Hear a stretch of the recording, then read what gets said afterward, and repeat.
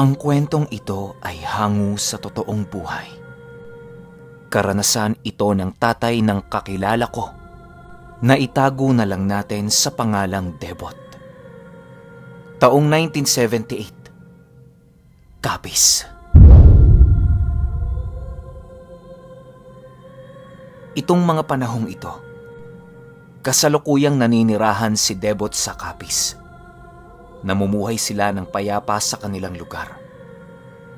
Ang kanilang pamumuhay noon ay ang pagtitinda ng mga gulay sa kanilang baryo. Itong si Debot ay nagbibinata pa lamang noong mga panahong yon. Siya lang palagi ang nauutusan ng kanyang mga magulang upang magsaod sa kanilang mga paninda. Nag-iisa lang kasing lalaki si Debot, kaya siya talaga ang palaging nauutusan na gawin ang trabahong yon. Di naman problema yon kay Debot, sa kadahilanang gusto niya ring makapaglakbay sa bawat araw na dumaraan.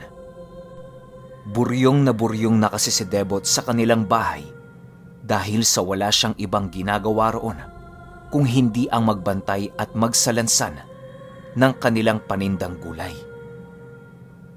Di naman nagrereklamo itong si Debot kahit kitang-kita niya rin ang paghihirap ng kanyang mga magulang na itaguyod ang kanilang pamilya.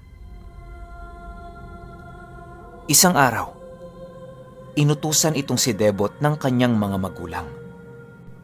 Araw kasi yon ng kanilang saudan, kaya kailangang pumunta siya ng bayan. Di naman yon kalayuan sa kanilang bahay, kaya nilalakad niya lamang ito. Ang pinangangambahan lang doon ni Debot ay kailangang maaga pa siyang umalis ng kanilang bahay upang makauna sa pila doon sa merkadong kanyang binibilhan. Halos hindi kasi mahulugan ng karayom ang mga taong pumupunta roon sa tuwing araw ng saudan. Pagkakataon na din kasi nila ito upang makatipid sa mga gulay na ibinibenta sa lugar na yon. 3:00 pa lamang ng umaga ay naghanda na itong si Debot sa kanyang pag-alis sa kanilang bahay.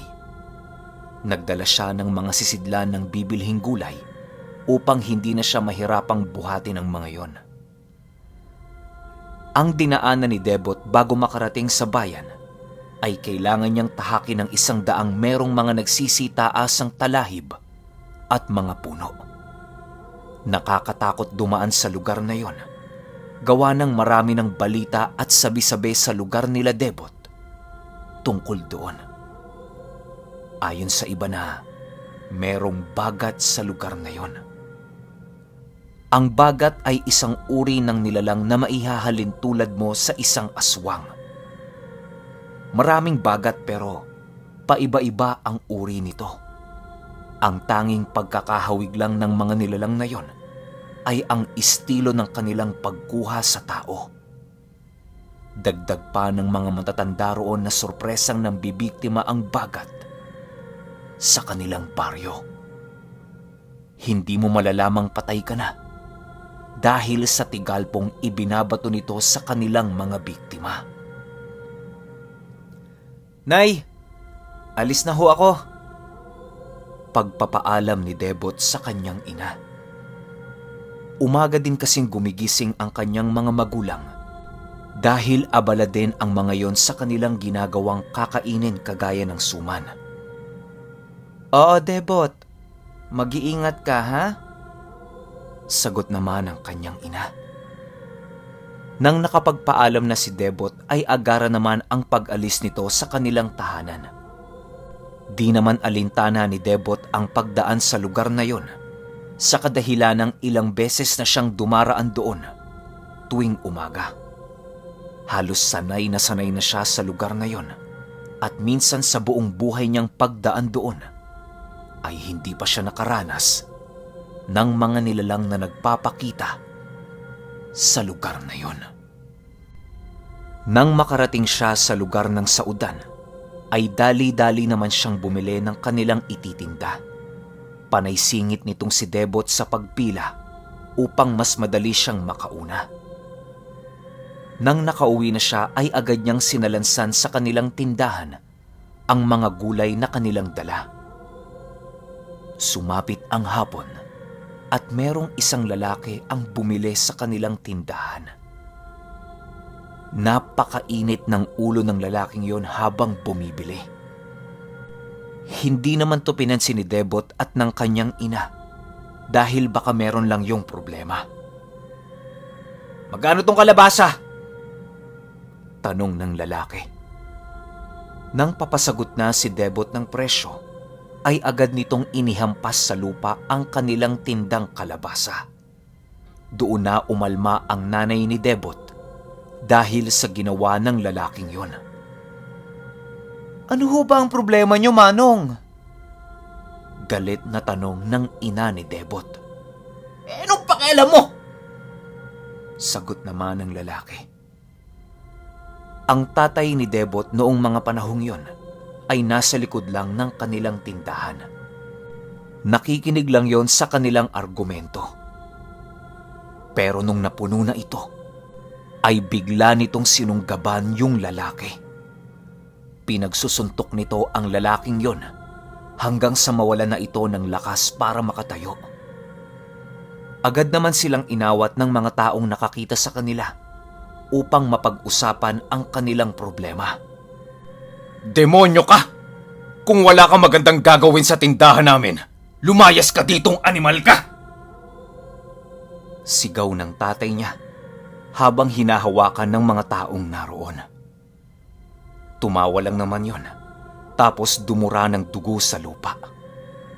Nang nakita yon ng ama ni Debot na dumura ng dugo, ay nagpumilit yung makawala sa pagkakahawak ng mga taong naroroon. Animoy, isang napakalaking insulto yon para sa kanyang ama. Agad naman siyang napigilan ng mga tao dahil sa rami ng humawak sa kanya. "Tay! Tama na ho!" Wika ni Debot habang niyayakap ang kanyang ama. Habang niyayakap yun ni Debot ay doon siya nagulat dahil sa mga narinig niya sa kanyang ama. Animoy nagsasalita yun ng hindi niya maintindihan. Di naman niya yun pinansin sa kadahilanang baka yun ang gawain ng kanyang ama upang mapakalma niya ang kanyang sarili. Sumapit ang gabi at walang pag-uusap ang naganap sa bahay nila Debot. Ang ama niya noong mga panahong yon ay para bang hindi mapakali dahil sa nangyari nung hapon. "Belen, papasukin mo muna yang si Debot sa silid niya." Utos ng ama ni Debot sa kanyang asawa. Agad naman itong tinugon ang utos ng marinig niya yon.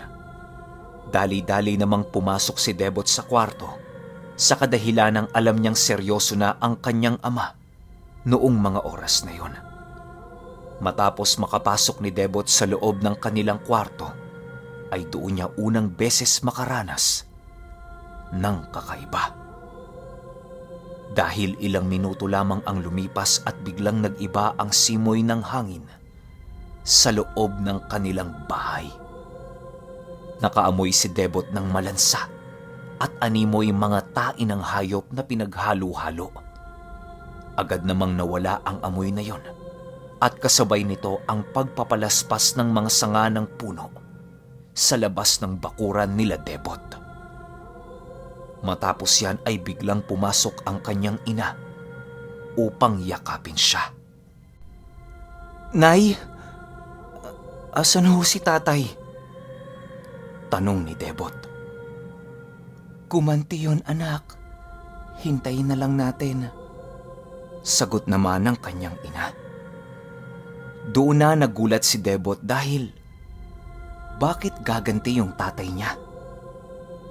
Kaya ang ginawa niya ay tanong siya ng tanong dito kung bakit hindi yun pinigilan. Dahil sa sobrang kakulitan ni Debot ay napakwento na ang kanyang ina tungkol sa tunay na katauhan ng kanyang ama. Ayon sa ina ni Debot na hindi isang ordinaryong tao ang tatay niya. Isa yung pinuno ng mga aswang na mas piniling mamuhay ng payapa kasama sila. Dagdag pa nito, na hindi sila orihinal na nakatira sa lugar na yon.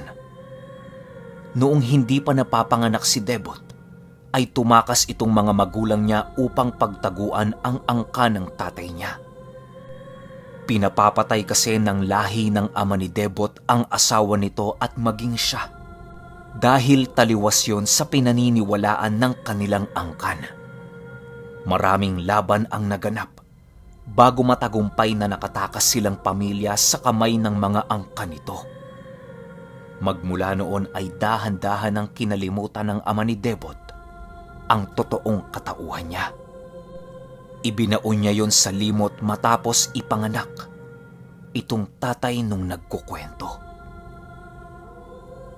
Matapos makapagkwento ng ina niya, ay doon lamang naunawaan ni Debot ang lahat ng kakaibang pangyayaring nasaksihan niya sa kanyang ama. Palagi niya kasing nakikita yon na nagtatrabaho sa kanila nang hindi nagpapahinga.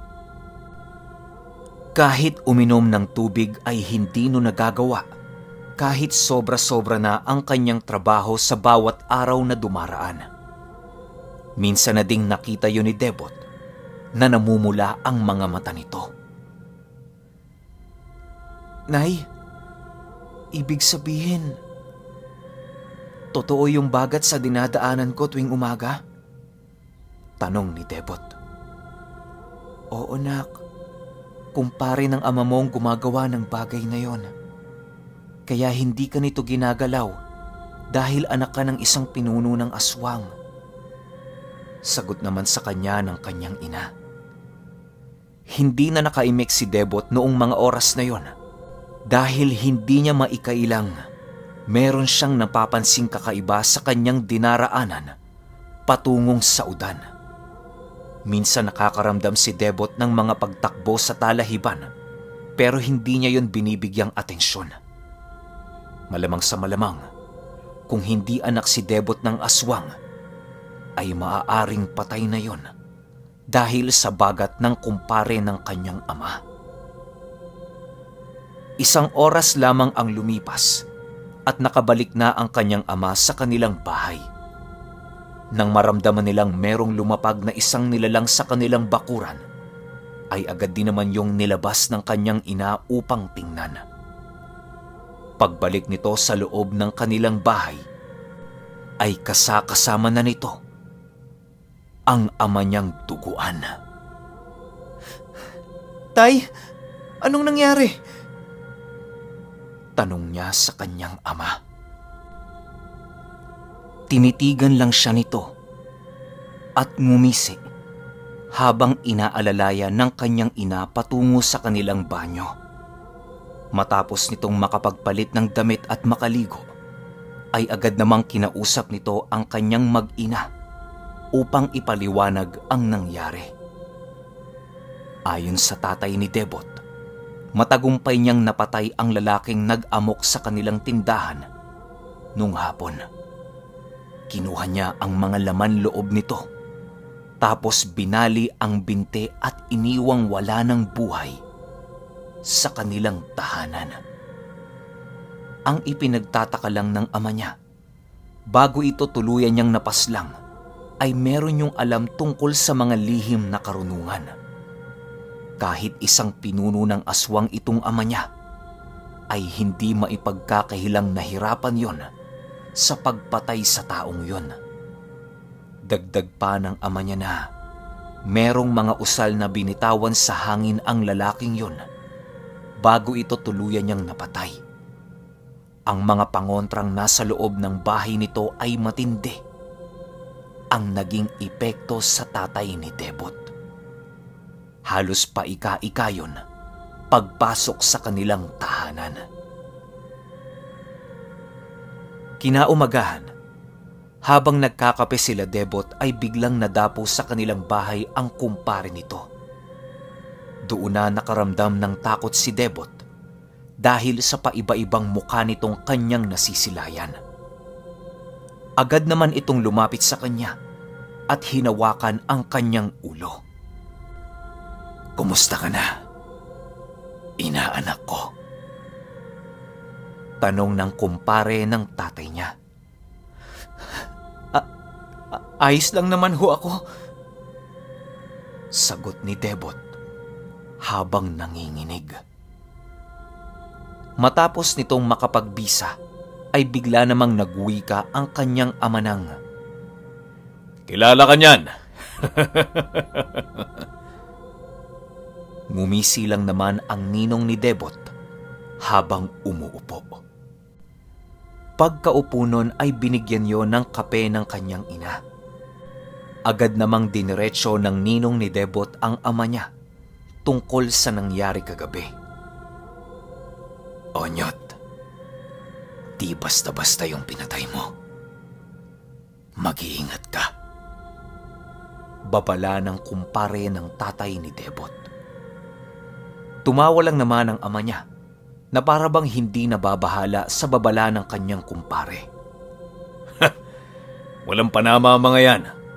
Kahit mga salamangkero pa ang mga yan, ay hindi yan uubra sa akin. Pwede mo naman akong tulungan para malibang ka. Wika ng kanyang ama. Matapos nitong makapag-usap ay agaran din naman ang pag-alis nito dahil sa marami pa yung gagawin. Kahit napakapayat ng ninong ni Debot, ay pansin niyang may kakaibang lakas itong taglay. Ayon din sa tatay niya na karamihan sa mga kauri nila ay mapapayat, pero malalakas at hindi nakakaramdam ng pagod. Nang makaalis na yon, ay agad namang tumungo silang pamilya sa kanilang tindahan upang magsalansan ng kanilang paninda. Matapos yan ay iniwan muna si Debot sa tindahan dahil sa marami pang gagawin ang kanyang mga magulang sa kanilang tahanan. Hanggang sa hindi inaasahang pagkakataon, ay biglang merong dumating na isang pamilya doon sa kanilang tindahan. Nakatayo lang yon at hindi nagsasalita kahit ilang beses na itong tinanong ni Debot. Nang naramdaman ni Debot ang kakaiba sa mga taong yon, ay agad niya namang tinawag ang kanyang magulang upang kaharapin ang mga ito. Pagtingin ng mga yon sa ama ni Debot, ay agad itong napaatras nang sa hindi maipaliwanag na dahilan. Ano ang kailangan nyo? Tanong ng ama ni Debot. Nais lang sana naming malaman kung bakit mo pinatay si Bobong. Tanong ng matandang lalaki. Nararapat lang yun sa kanya dahil sa pagbastos niya sa asawa ko. Naamoy kong magkauri tayo. Sana naman, hindi na umabot ang problemang ito sa madugong laban. Sagot ng ama niya. Matapos nitong makapagsalita, ay tumalikod ang mga ito na para bang walang narinig. Napakunot naman ang noo ng tatay niya noong mga oras na yon dahil sa mga kabastusan nito.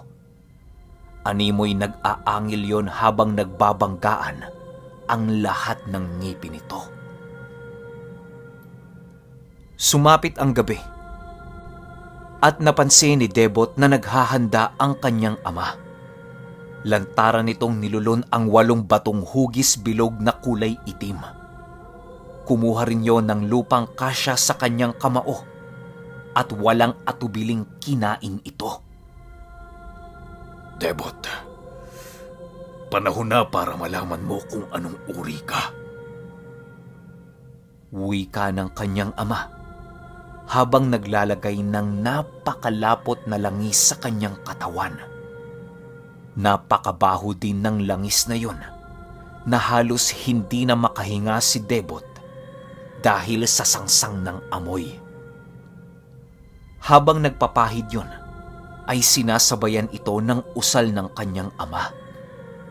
Matapos nitong makapaglagay ng langis, ay agad namang unti-unting nagbago ang kaanyuan nito. Tinubuan yon ng napakalaking pakpak at agaran ang paglagas ng balat nito na napapalitan ng maitim na balat na merong nagsisihabaang balahibo. dahan-dahan naman itong tinubuan ng pangil at sinasabayan yon ng pag-iba ng buo nitong kaanyuan. Animoy ang mga mata ng ama ni Debot noong mga panahong yon ay maihahalin tulad sa isang aso. Ang bunganga naman nito ay parang sa buwaya na dahil sa dami ng pangil na nagsisiuslian. Nang makapagpalit na ito ng anyo, ay agad namang lumabas yon sa kanilang tahanan. Wala nang nagawa sila Debot noong mga oras na yon kung hindi ang maghintay sa pagbalik ng kanilang padre de pamilya. Sumapit ang 2:00 ng umaga at biglang merong lumapag sa kanilang bakuran. Agad namang napatayo ang kanyang ina sa upuan dahil sa ingay na yon. Alam ng ina ni Debot na yun na ang kanyang asawa. Matapos yan ay pumasok ang ina ni Debot na hawak-hawak ang balikat ng kanyang ama. Napakaraming sugat nito at merong saksak ng kawayan sa tagiliran. Sa sobrang takot ni Debot ay halos mahimatay na siya sa iyak dahil sa pag-aalala sa kanyang ama. Debot, huwag kang umiyak. Galos lang to. Wika ng kanyang ama. Matapos ang pangyayaring yon, ay bigla na lamang nakatulog ang kanilang ama dahil sa pagod. Kinaumagahan ay napansin ni Debot na naghilom na ang karamihan sa sugat ng kanyang ama. Gulat na gulat si Debot dahil nakakalakad na ang kanyang ama kinaumagahan. Nagulat ka? Tanong ng ama niya. Di naman umimik si Debot dahil sa pagkamangha sa kanyang ama. Animoy ninais niya ring maging katulad ng kanyang ama pagdating ng panahon. Habang nagsasalo-salo silang magpamilya, ay doon niya na ibahagi ang kanilang karanasan ng kanyang kumpare. Kaya pala biglang nagpalit anyo ang ama ni Debot noong gabi dahil sa naamoy nito ang kanyang kumpare na nakaabang na sa kanilang daan patungo sa kanilang bahay. Nang magkita silang dalawa doon sa talahiban, ay inumpisahan na nila ang pambabagat sa mga taong naghahangad ng paghihigante sa ama ni Debot. Paisa-isa nilang kinaladkad ang mga ito papunta sa talahiban upang doon na nila bigwasan ng buhay ang mga pangahas na taong yun. Sa huling taong kinaladkad ng ama ni Debot ay doon na siya nasaksak ng kawayang hawak nito. Ayon pa sa kanyang ama na hindi na yon makikita ng mga kamag-anak nito dahil sa kakayahan niyang alisin ang mga memorya ng tao na nakakakilala sa kanyang biktima. Yon ang pinaka-nakakatakot sa abilidad ng ama ni Debot dahil sa hindi nila mamamalayan na napaslang na pala ang kanilang mahal sa buhay. Lumipas ang napakaraming taon at namatay na itong ama ni Debot. Siya lang ang nag-iisang anak nito, kaya maaaring siya din ang napagpasahan ng kanyang ama. Hanggang sa dumating ang panahong nakapag-asawa itong si Debot. Ayon sa nagkukwento, hindi niya minana ang kakayahan ng kanyang ama dahil tinanggihan niya ito noong ipapasa na sa kanya. Pero alam naman natin na hindi mamamatay ang tagapangalaga ng mutya habang wala pa itong pinagpapasahan. Yan ngayon ang nakakatakot na tanong. Nasaan ang tatay ni Debot? Alam naman nating lahat na magaling itong magtago. Isipin niyo na lang kung hindi nalaman ni Debot ang lihim ng kanyang tatay.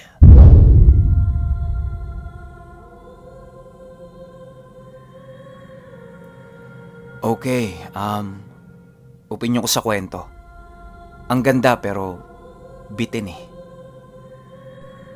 Ang dami ko pa sanang tanong sa kwento na to pero alam ko namang hindi masasagot. Yung sa last line, nasaan yung tatay ni Debot? Anong nangyari? Paano siya humiwalay sa pamilya niya? Anong kinakain nila noong mga panahong nabubuhay pa siya sa piling ng tatay niya? Ano ba? Walang asin? Ang dami kong tanong eh, pero ewan ko kung masasagot. Kayo, kung may mga tanong kayo, comment nyo sa baba. Baka sakaling masagot. Yun lang. Hanggang sa susunod na kwento. Salamat.